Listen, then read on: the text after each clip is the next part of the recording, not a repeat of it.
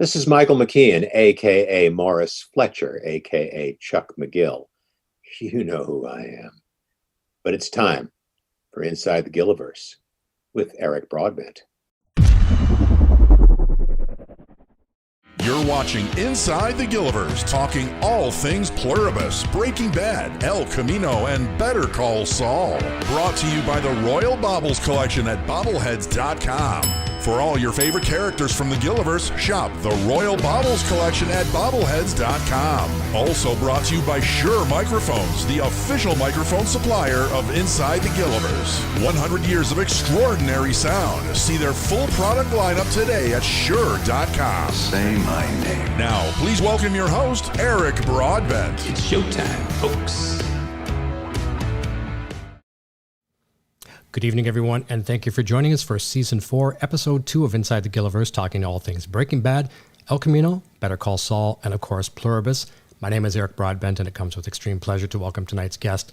You know her as Zosia from Pluribus. I'm going to bring her on right now, Miss Karolina Wydra, and I just have to switch a mouse, and if we get that, we should be good.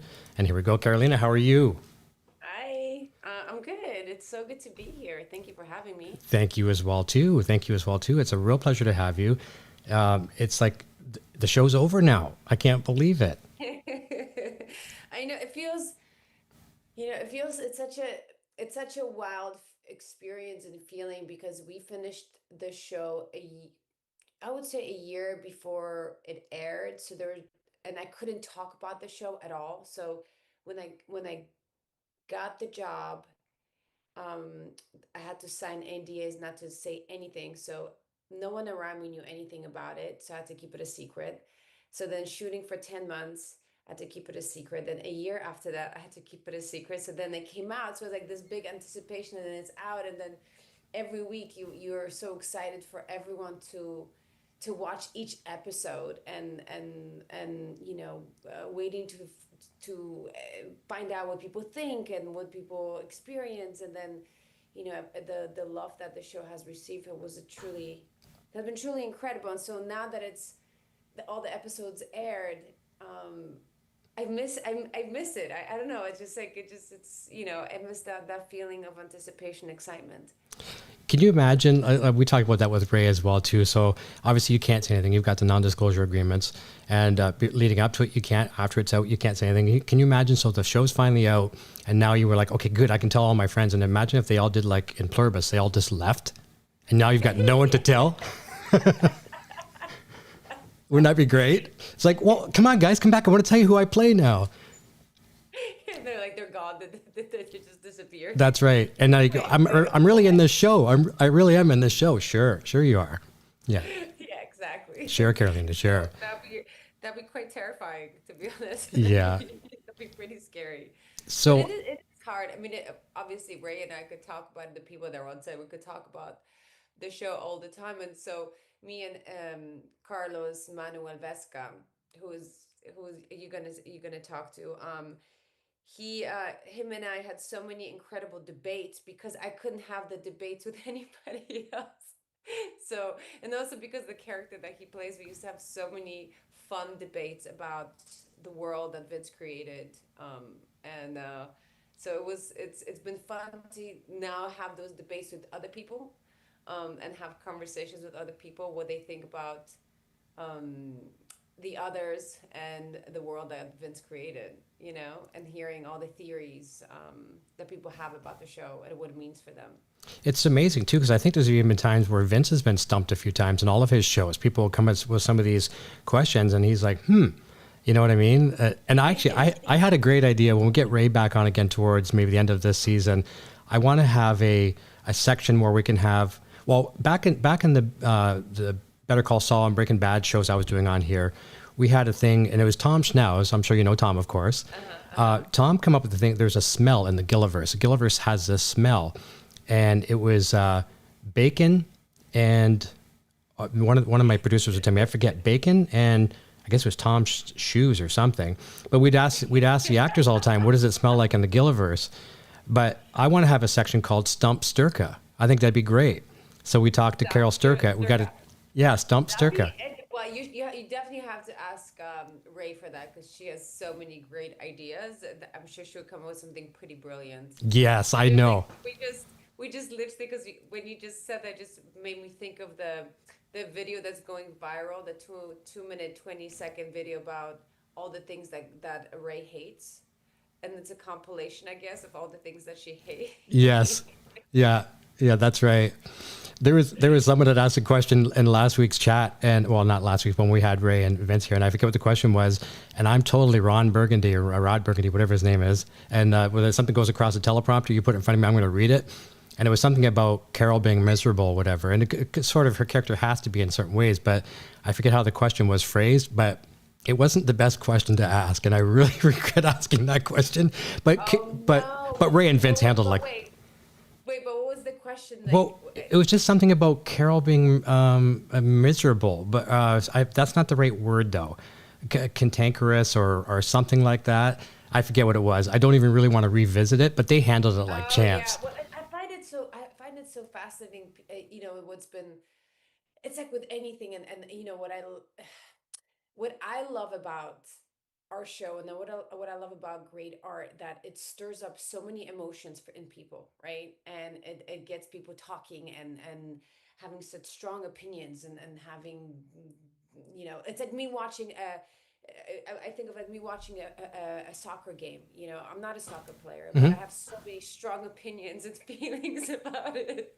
And so I feel with Carol, people think of like how the way she's acting, or she's unhappy, or she's miserable, or she's always hating on things. And, and it's true. I go, well, how would you be if this happened to you? Do you know what I mean? Like, I think I would be Team Carol. I would not be psyched that my loved one dies, I'm all alone, and everyone is just happy. Agreed. Like I posed that same question to Vince and Ray. I said, well, in the real world, how would you make it? And I said, how many days would you make it? And I think Vince said something like 30 or something like that. I'd have to go back and look. And I think I could make it. Vince would make 30 days, what? In what way? Were like isolation. Oh, Lord, when she goes to like full on isolation. Yeah. How about you in real life? Okay, we've gone through the pandemic before. We all kind of experienced that a little bit. But how long could you make it? And this actually might tie us into a question I'm going to ask you in a moment too about a movie. But how long could you survive in isolation by yourself? I mean, that's a great question. I don't think I could do it for long. I am a very touchy-feely person, and I need expression. Maybe I would want to say maybe 2 weeks tops. 30 days, I think I would start to really question my mental health and my ideas of, it will go dark. I should say that. Yeah. It will go really dark just because I'm such a physical person. That's right. I need to touch people, and it's and I don't mean that can come off. No, I know what you mean, but just physical touch. And maybe because I'm Eastern European, I'm Polish, and we're very physical. My family's very physical. We hug, we kiss, we touch each other, we cuddle. So growing up with that, and I'm like that with my close friends, it would be really, really hard. Yeah, I'm not so much of the physical. Like I have like this kind of a hula hoop perimeter around me. I call it that's my perimeter, it's my safety zone. I don't let too many people into that. Like it's like strangers sometimes. It's like hey, you kind of like this, but I would that hula hoop would get smaller and smaller and smaller when I'm in isolation, and I'd probably like, please, someone come within this perimeter, please, right? Yeah. Of course. How long do you think you would last? maybe a week. Maybe a week. I'd probably start to go. I could do 2 if I had enough food and music and that kind of stuff. But I'd go crazy after that.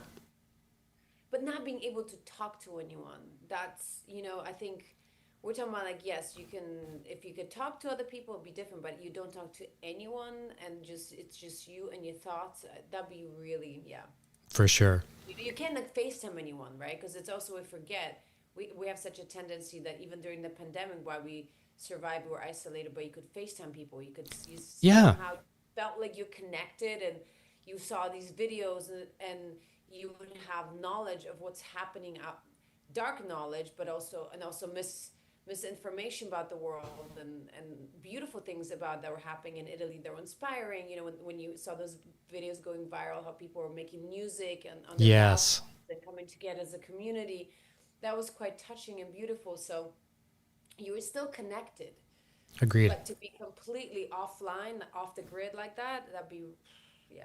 I agree. I'm with you a week probably. Well, this is a perfect way to segue too, because one of the first questions I was going to ask, and I'm going to kind of take away a lot of my questions tonight and go more to the fan chat here. But the isolation, the pandemic, we're just talking about that, obviously. And our newest sponsor here on the show is Shure Microphones, and Ryan, my new good friend down in Nashville, has said to me that, Eric, you got to check out one of Karolina's movies. Like, he didn't know how much I knew about you, and I haven't seen your whole, discography, not your discography, but your filmography. I haven't seen all of it. And he said, you got to watch Europa Report, which I did.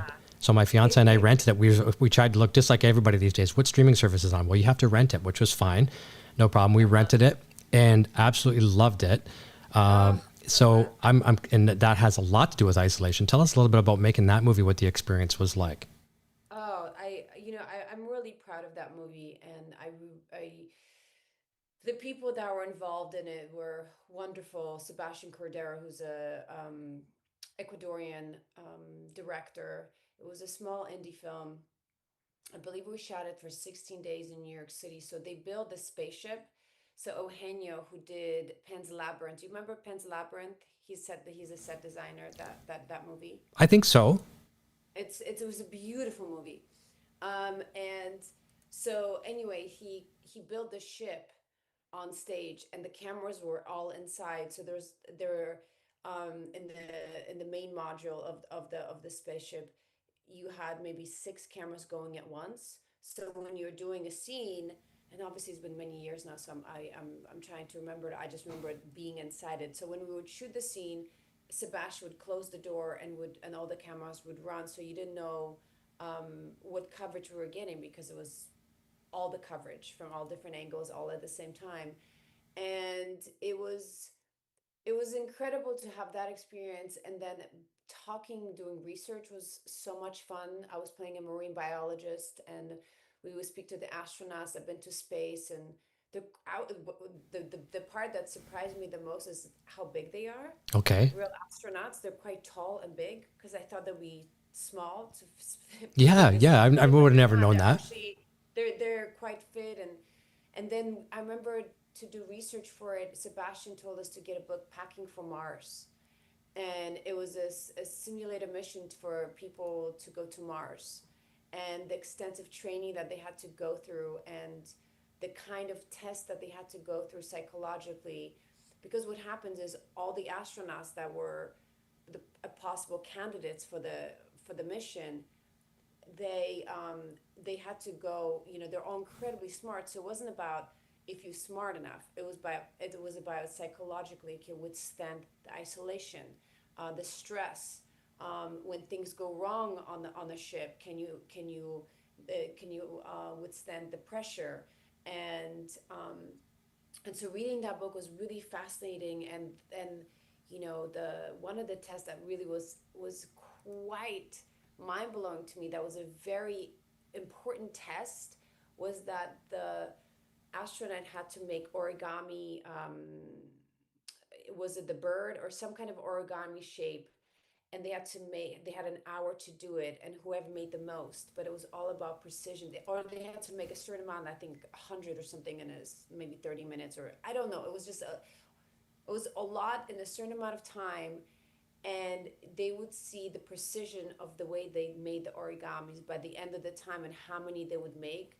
So it was about being fast, being precise, and under pressure, being able to still maintain the incredible accuracy.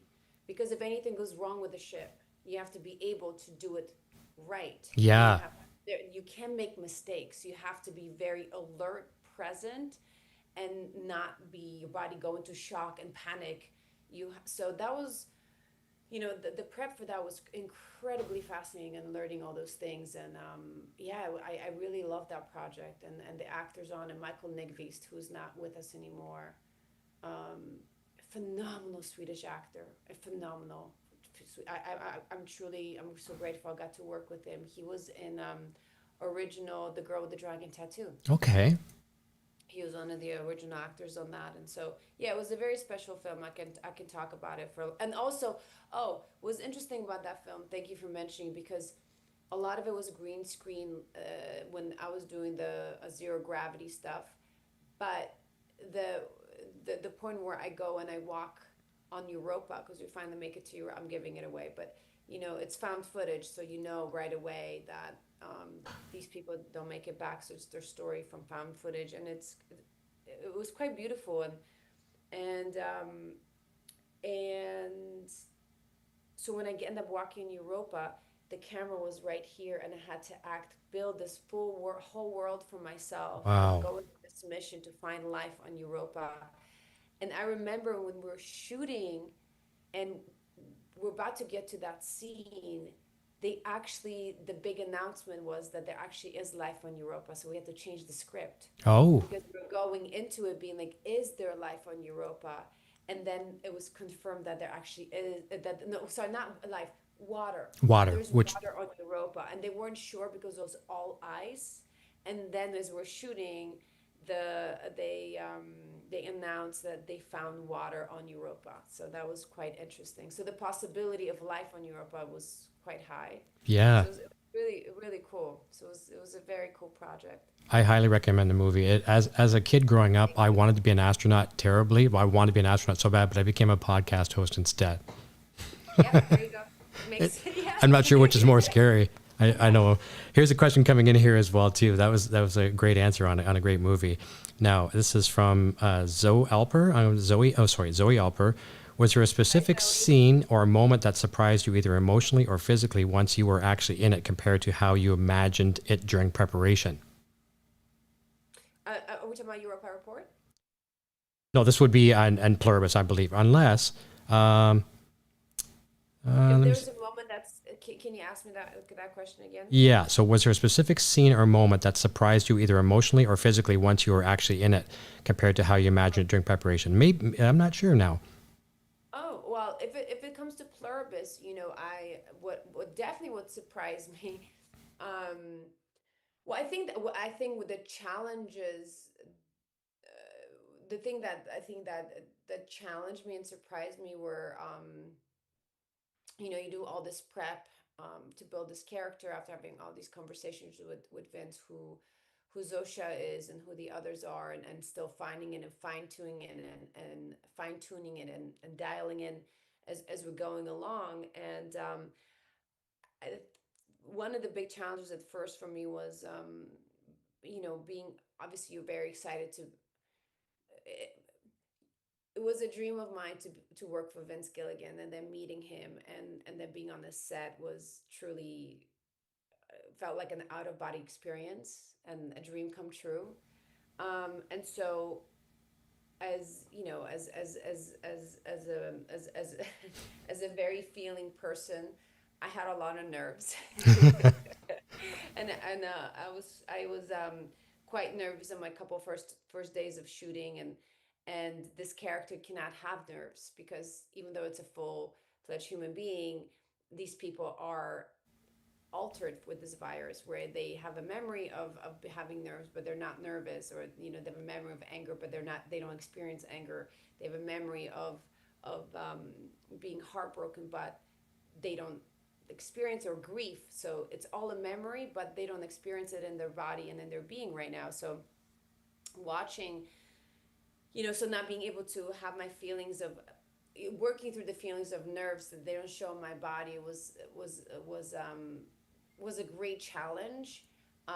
So doing all this body work that I was working with my coach on, who helped me a lot to do relaxation and get into my body. So I was very at ease and loose and free, and that was great. But yeah, not allowing myself to fully go into those feelings. And also when Ray was having a lot of these big reactions or feelings or anger or rage at me, or I saw her when she's digging the grave, I see her falling apart with exhaustion and grief and wanting to run to her and console her. I couldn't do that. I had to, and then when I tried, Vince would say, you can't go on that journey because you know better too, that once she experiences this virus, that she will understand that it's all worth it. It's all great. So the challenge of not being able to mirror her emotions, emotions on the day, and go into that flow of action and reaction, and just holding that in and constantly coming from a place of unconditional love and understanding, and just not going against my natural instincts of what I wanted to do. Right, so me as Karolina wanted to run to her and save her and help her, and the hugs and everything. Yeah. Oh God, I want to make you better. To literally press everything down in those moments and just be in that unconditional space of love and holding space for her feelings, and be unflappable.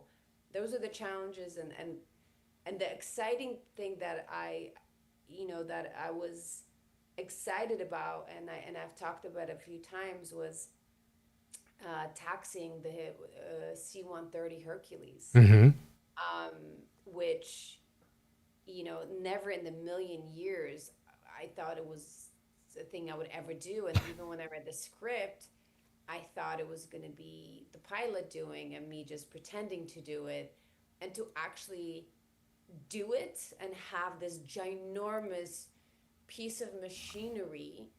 I think that plane is maybe 70 years old, so it's really old, and it's been around, and you feel The rumble. you feel the magnificence, the smell of the oil, whatever that that there's like a particular smell in that airplane, and it's just ginormous. When they turn on those engines, you just feel the power, and so to do that at the Albuquerque airport, and make sure to listen and take directions from the pilot during taxiing, and making sure I don't mess anything up was pretty wild, pretty wild. So yeah, that was the most.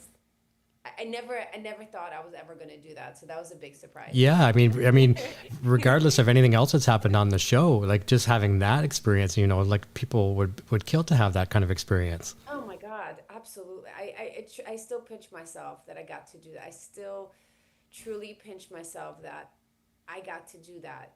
And there's other things that I got to do where I'm still like, I got to do that.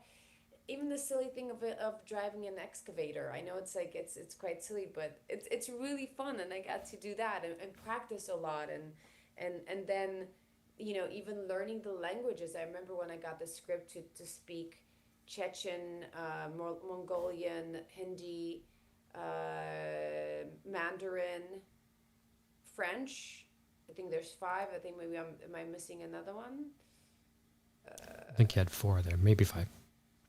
So, but when I remember when I got the script and I saw, apparently I had a lot more dialogue to say, and thank God Vince kind of made it shorter. So just welcome. I think it's welcome. Sorry, I forget what I say, but when I saw the translation, they sent me the translations and how to say it. Mm-hmm. I went up to Vince, literally. I said, Vince, please don't make me do this. He's like, oh, you have to do it. I'm like, can we please rewrite it? He said, you could do it. He's like, I believe in you. I'm like, I don't know about this. He's like, you can do it. I know you can. Because it was a lot. And they're very particular sounds, and I wanted to really honor. Obviously, Zosia also speaks fluently, and I wanted to honor every cast member there that speaks the language. And I was quite nervous not to insult anybody with, Sure. not saying it correctly. And also, she speaks them perfectly. So I had to drill them into my body. And I was very, very nervous on the day to do it. And it came out great. Well, that's what's great about Vince is he sees the talent within, and he wouldn't ask you to do it if he didn't know you could do it. So that's a compliment to you too. Thank you. Yeah. I appreciate that. yeah, I definitely doubted myself, and he definitely believed in me, and he's like, "You got this. You could do it." So yeah. Yeah, anybody that gets to work for him, even if it's an extra or something, anything, it's an experience that will benefit their career for sure. Here's another good question coming in. This one Yeah. is from, I can't pronounce the last name, so I'm just going to say from Jessica. Hi, Jessica. It might be Jessica and Fradil, but I'm going to say Jessica. Pluribus explores big ideas like choice versus enforced peace, individually versus collective harmony, and even kindness as a potential threat. Which of those themes hit closest to home for you personally? Well, it's a great question.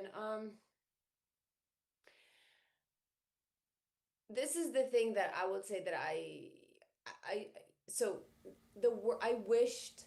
I'm a very spiritual person, and so I'm a big meditator, and I've meditated for a long time, and I had to meditate even more to get into the shoes of Zosia, to get into that collective state of being, which happens. And my friend recently sent something about that, the ego, you let go of the ego. And apparently when actors, when they go into a scene, they also let go of their ego, which I want to read the article. I haven't read it, but that's a side note. um, I Because I meditate, and I feel like I feel connected to something greater than me, that the idea of a collective unconditional love, it's something that I aspire to. So the piece that Vince created, of who the others are, I personally wish we lived in the world where there was no prejudice. I wish we lived in the world where people had tolerance for each other, accepted each other for who they are, and there's no judgment. Criticism of one another is just, people collectively embrace each other fully as beings, not because of race, not because of their sexual preference, not because of their sexual identity, and they're just all one. Hmm. And you know that is something that I really do wish we had more of. But then, yes, the conformity of just all being one, and I get it, that losing the individuality is you know it's tough. But then you go, is it worth it with everything that's going on in the world? Is I, it worth it, our individuality? Yes, we don't get to be, and that's the conversation that we had. And obviously people having these conversations, but that's the constant back and forth, and there's an argument for everything.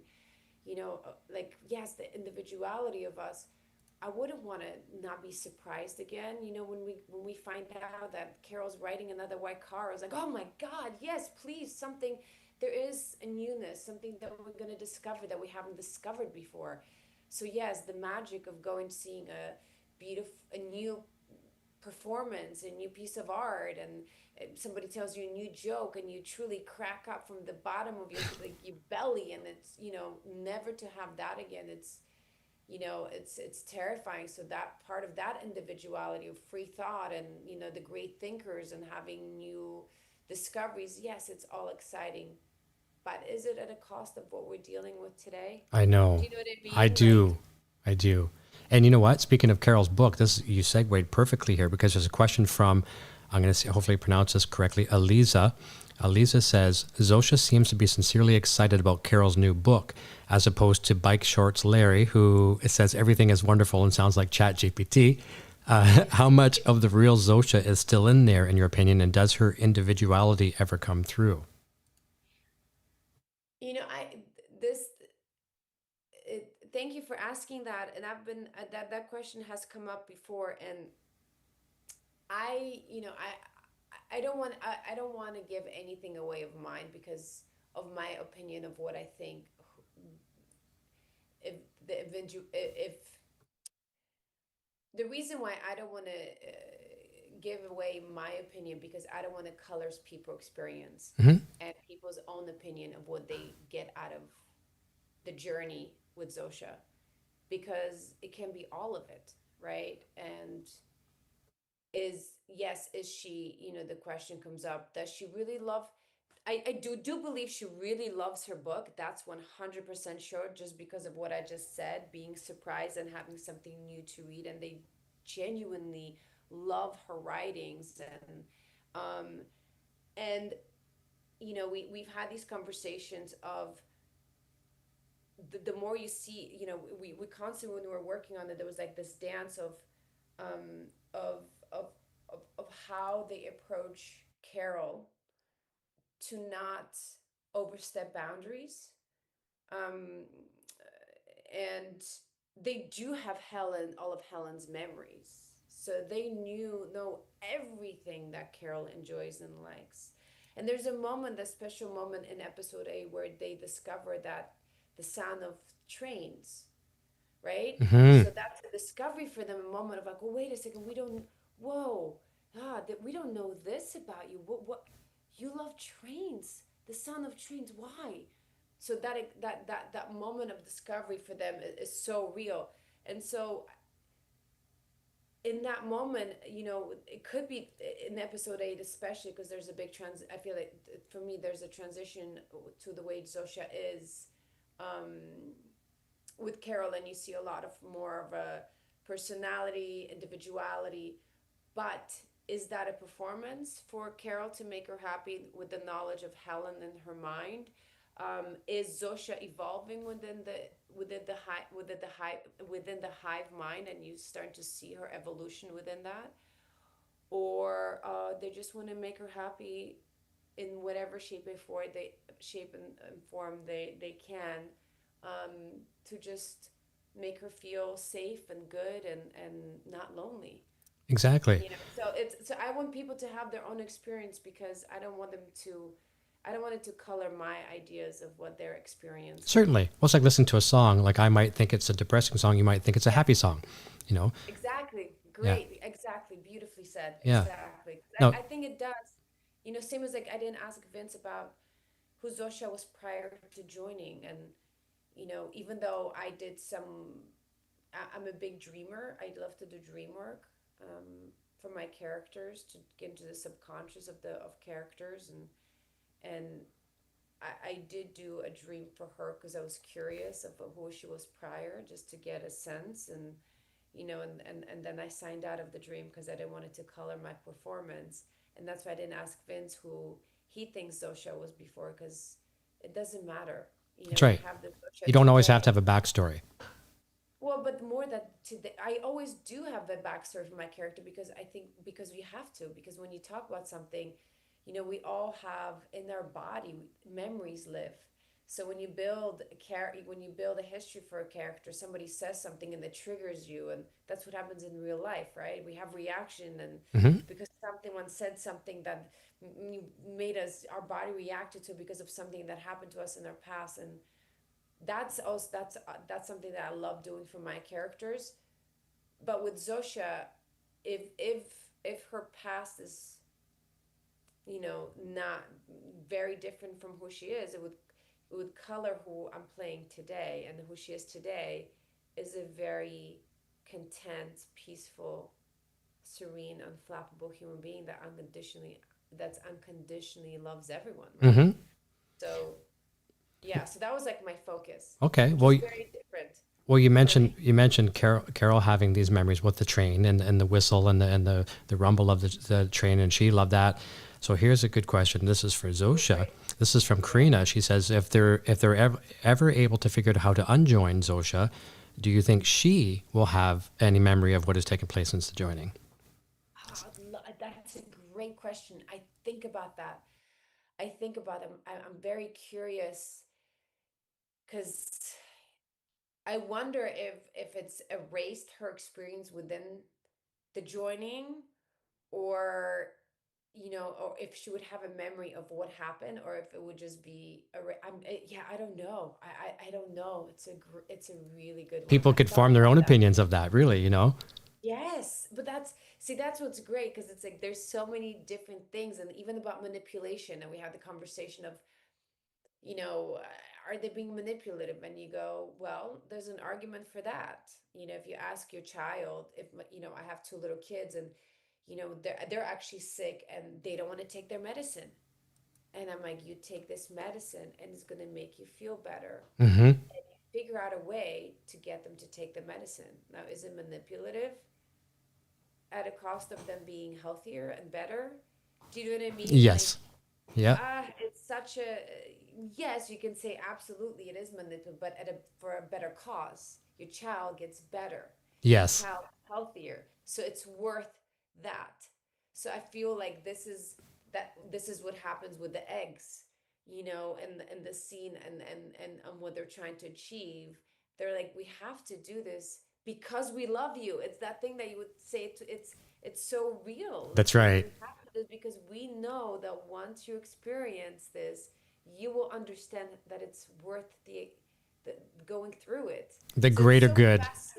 Yes, so it's so fascinating, and I love that Vince wrote this with so many nuances and so many different what's the words I'm looking for? Help me out here. The details, the well, the details, but yeah, but it's just the nuances of the storytelling of bringing up so many questions and intricacies and things like that. yes, and there's so many you know, you can back up so many of his theories and ideas, Mm-hmm. you know, with another side and another. You can always play devil's advocate in so many different scenarios of the of this world that he created, Mm-hmm. you know. And you know, Vince was the other day said something about happiness, and you know, that we just chase happiness, and yes, we do chase happiness, and but is that a bad thing? You know, is that like, you know? And they go, at what cost? And you know, I just find it all incredibly fascinating, and I love that people are having these discussions. I I'm know. sure you've had those discussions, right? A million You've times. yeah, many times. I've had somebody text me the other day saying, "Oh, we're having Pluribus dinner to have conversations of what this show means for each individual." And it's different for everybody too. And people have their own Yes. theories. And sometimes you hear people, like even in my chat, like I don't ever profess to be an expert on these shows. I learn a lot from the chats, and it's like, wow, I never knew that. I had to jump off the screen for a second when you were on screen a minute ago. And I had to do that to grab a prop, and no one saw me that. But I have a prop here, which is going to lead me to the next question. This is from Kat. If Zosia had an action figure, what accessories would she come with? And I put in little brackets here. This might be a note for our sponsors over at Royal Baubles to follow. So if Zosia had a action figure, we seem to know this girl. I love it so much. Do we need a Zosia action figure? She's nodding yes. See. Yes. So what would the accessories? Because so obviously you see here with Kim Wexler from Better Call Saul, she yeah, comes of with course. the I mean, tequila. that ponytail. Yep, and all the notepads with Tom Schnauz and stuff like that, the sticky Yes. notes. So what would Zosia come with? She probably would come with 2 or 3 accessories. I think she would have to have a grenade. Yeah, that's a good one. She needs the blue car. Oh, perfect. Yes. It needs the blue car, please. That car is utterly brilliant. It's a And character, isn't it? It's a character. It's such a character. That car was. If I could have it, if I could have it, I would have it. It was a really, really awesome car. So grenade, that.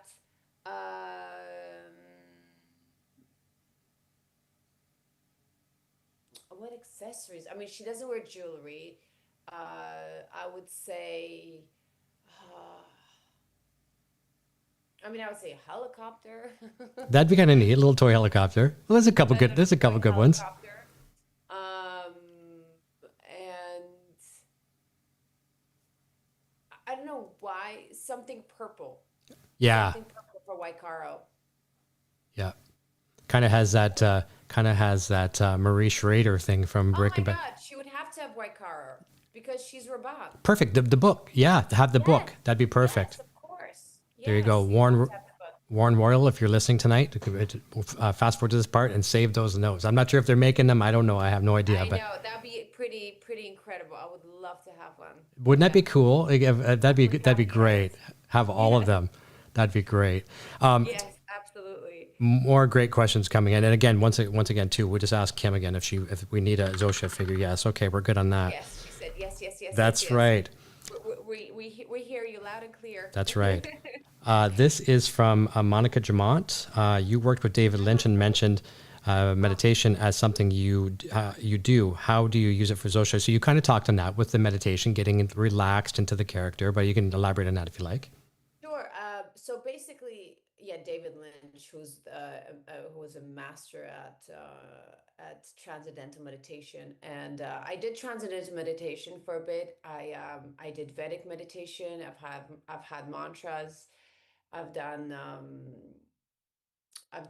quiet sitting for in the Zen Buddhist temple in New York. So I've done many different forms of it over the years. For Zosia, the reason why I used her, because I mean the reason I meditated a lot is 20 minutes, which is very much of transcendental twice a day, but I just did 20 minutes, and that was like my increments. And what it would do for me is that it will take away, as I mentioned earlier, the ego. You know, you're in your body. You know you're a full-fledged human being. But what it does, there's a moment in meditation that your brain gets quiet. You always have thoughts. There's always something, but you're able to kind of bypass those thoughts into this state of quietness, and everything gets more quiet and more calm and not chaotic, and you truly feel this incredible connection with the world. And for me, I feel this feeling of love um, that's connected to other human beings, and um, without the physical form. Okay. So for instance, for me, that was very big for who Zosia is. Having that live truly in your body, that connection. So that's what the meditation did for me. Okay. Well, here's I went a little out there. no. I don't know if you saw me. I kind of like went through that feeling to feel. No, and I think the audience can appreciate that too, because they can literally feel it through the screen. And you're probably already answered that by what you just said there, but I think you can expand on this. There's a good question here from, I'm going to say, Kittis Congus. Is there anything new you've learned about yourself or your craft from playing Zosia? So maybe some of that meditation, just happiness and peace. You maybe learned how to find some of that peace in a sometimes stressful world. But what else have you learned about yourself? Well, I'll tell you what I got from this character, which is completely unexpected. Is that when day in, day out, playing this character, and I'm not going to say suppressing my feelings, but it is a form of not allowing myself to be reactionary, right? So just like holding my feelings in and not having the need to react, because I can be quite reactionary. So it made me, playing that day to day, it made me a lot more made me pause more and be able to breathe through moments a lot more and be more present for the moment and be more present. That's another thing that I definitely learned about myself playing this character, was how present I had to be in each moment for Carol. Just tune out everything, and all that was there was her and I, and just being truly, truly present and fully open for her. And that was quite healing. It's a wild thing to say, but truly, it was quite healing to have that, because it helped me show up that more. It helped me to show up more like that in my life, and that was very unexpected. Where I could just zip it. Because I can have a lot of, as you can tell, I could talk a lot. I have a lot of opinions, so be able to. Well, instead of paying for therapy, you were actually paid to have therapeutic things all around you. If you think of it, Yeah.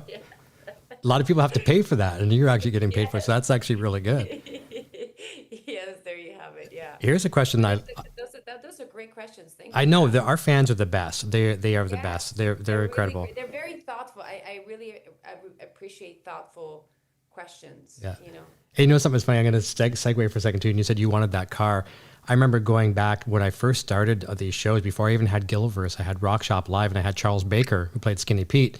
Great actor. He's phenomenal. A musician too as well. And he said he wanted the beanie, the toque, really bad from the set. And I think they gave him a replica, so he couldn't even get a beanie. So I don't think you're going to get that car unless you really chum up to Vince.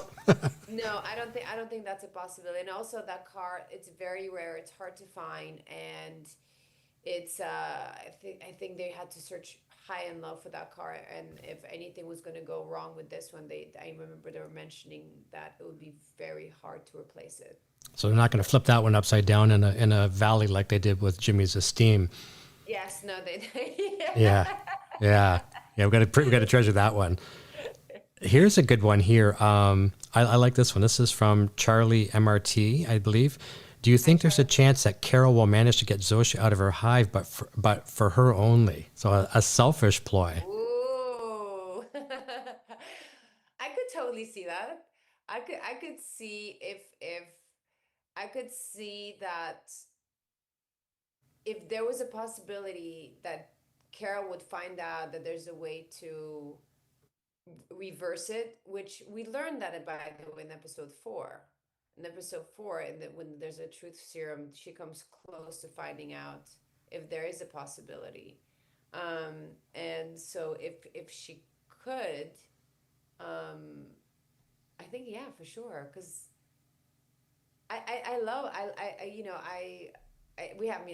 first of all, I love working with Rhea. We have so much fun, and she's such a phenomenal actress. My God, like she's on a whole other level, and such a generous partner to play with. So we had so much fun in all of doing those scenes, and the croquet scene, just all those things that we got to do was just like so much fun. So anyway, that's a side note. That's a side note to the question, but I think she would. I believe that she would. That'd be nice to see. She's been, I think Carol, rightfully so, is in love, and her and Zosia have a beautiful connection, and Zosia loves Carol. She loves her unconditionally, and they have a beautiful connection between each other. I love the relationship between it. Like, it wasn't really a relationship yet, but I love the feeling that came from the two characters. It was like you wanted to see that happen, because it's the beginning of it's it's not a full-fledged relationship, but it's a beginning of two people coming together, and I think what was sweet, even during that monologue when she asked me what was my favorite food, and I say it was ice cream. We had so much. It was such a nice moment to discover that and play that. Yeah. That's amazing. That's amazing. There's a question here as well too. This is a really good one. And actually, before we get to that too, you're giving all these props to Rhea. She is incredible, absolutely incredible. It's so nice this year winning these awards. But you're up for an award this year as well too. 2026 Critics' Choice Award, Best Supporting Actress in a TV show. Is that correct? It's Saturn. Oh, Saturn. Is it? Oh, Saturn. Oh, yeah. Critic. No, that's right. Critics' Choice is what Rhea got, right? She won the critic. Yep. And she won the Golden Globe, which I'm so incredibly excited and happy for her. The one that I'm up for is the Saturn Awards, which I feel very honored. Is that coming up in March? Or March 8th. March 8th. So that's great. March 5th is your birthday? 4th? March 5th. Very good. Okay, there you go. So so happy early birthday. My son's on the 9th, so that's why I kind of remembered. Nice.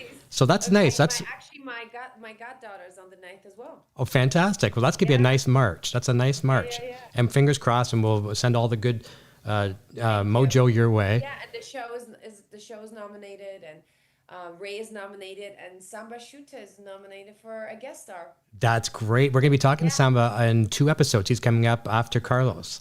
Oh, you're going to love him. I can't wait. All of them. Carlos is very special. We call him Vesca. He likes to be I know. That's what Nicole was saying at Sony. Yeah. So it's Vesca and Samba they're very special. Like Vince truly, and you hear that he does an extensive vetting about the people that he hires, and we have no asshole policy. And he really adheres to that. The people that are on set and the actors are just truly wonderful, wonderful human beings. And you, as you know, obviously, you know, Better Call Saul, Breaking Bad, all of like they're all Bryan Cranston. You know, I got a chance to work with him. He's one of a kind. He's Yeah. such a wonderful, funny, generous people. Working with him was a dream. Well, something I'm sure I know that I'm positive you'll agree with me on this. In my world, in the music world, I always say I want to surround myself with better musicians. I want to surround myself with better people. Yes, And yes, I think in your world, from everyone from producers to writers to co-actors, everybody, if you surround yourself with these great people, like look at you and Ray. I mean, it's a perfect example how you work together. It's like, you know, boom, boom, boom, boom, boom. And you're both this absolutely incredible. It's because of the talent surrounding you too, as well. but it's for me with Ray, you know, I go to set and thank you for saying that because it's the truth. I want to learn from the other actors.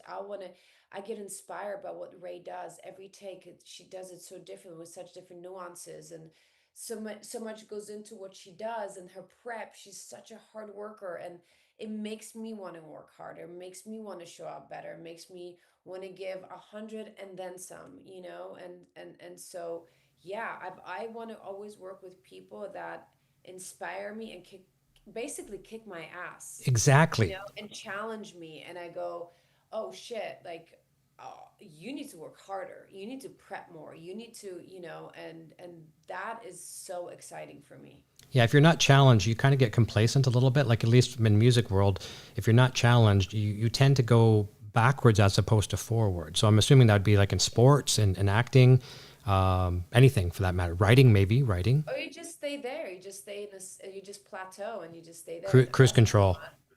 Yeah, and that's not fun because then, you know, I think true artists